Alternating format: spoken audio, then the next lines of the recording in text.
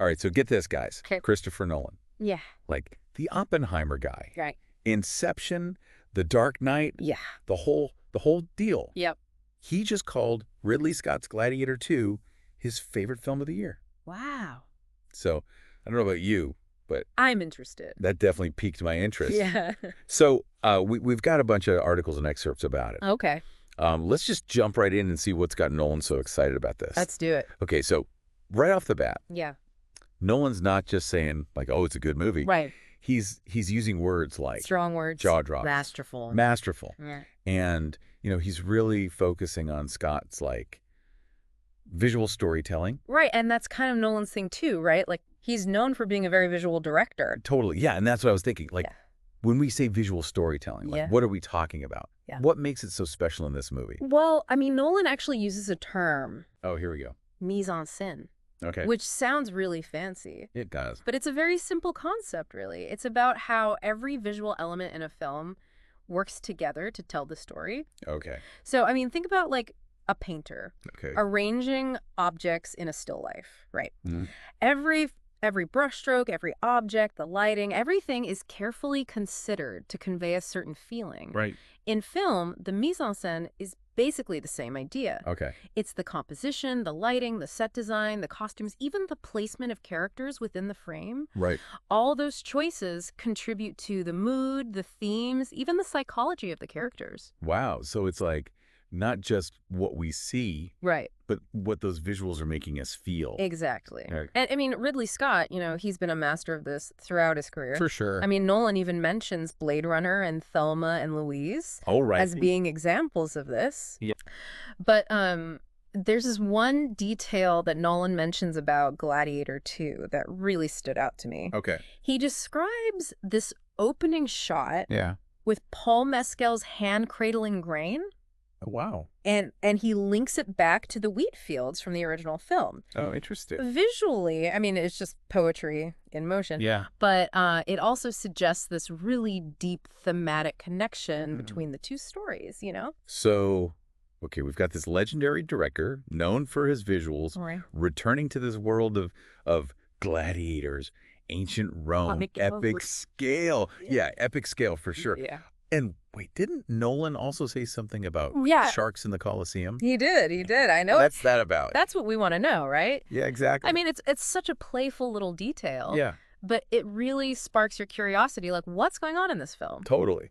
And speaking of spectacle, I mean, the cast, Oh, yeah. it's amazing. Yeah. We've got Paul Mescal, hot off the success of After Sun. Yep. Pedro Pascal. Oh, come on, the Mandalorian. Like, awesome. And then Denzel Washington. Okay, hold on. That is a big deal. I know, right? Yeah. It's huge. Okay, so just to like, Just for context. yeah, set the stage for anyone who hasn't seen like the original Gladiator. Right. Can you remind us like what it was about? Yeah. So the original Gladiator Yeah. was, I mean, truly a historical epic. Yeah. And epic, I mean, that term gets thrown around a lot these days. Oh, for sure. But a true epic, it's a grand sweeping narrative, Right. often set in a historical period, Yeah. dealing with themes of heroism, war, the clash of civilizations. Yeah.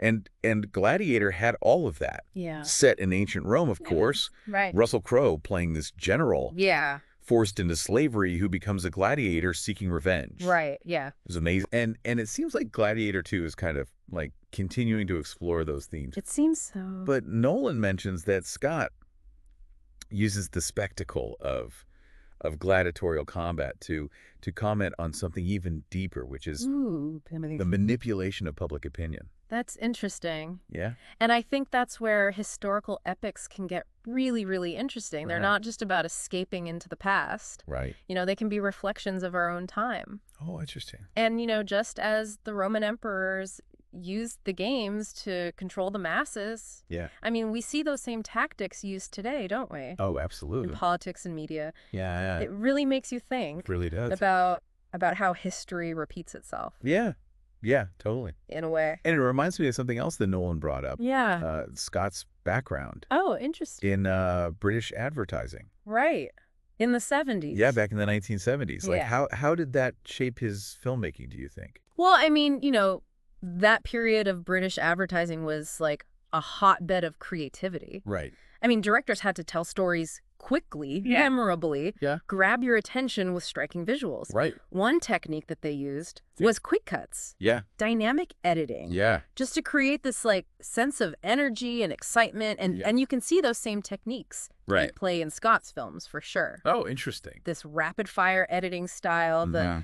the emphasis on bold imagery. Yeah. It's a direct line from those ads to the big screen, you know? Wow. So, like, in a way, even back then, he was already, like, A master. a master of visual storytelling. Yeah, absolutely. Even though it was for a different medium? Completely different, but the same principles apply. Yeah. Yeah. That's really cool. It's all connected. It is all connected. And speaking of connections, did you know that Nolan himself What? was recently knighted? No way. Yes. And the king specifically mentioned that he enjoyed Oppenheimer. Oh, that's so cool. Isn't that great? It's such a like wonderful bit of symmetry to the whole thing. Like Yeah.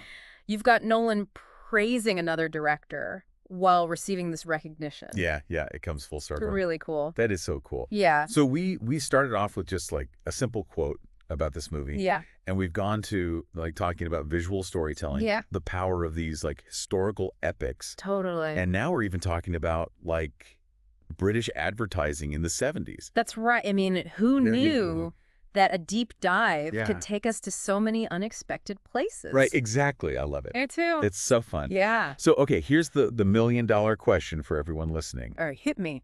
Knowing all of this Mm-hmm.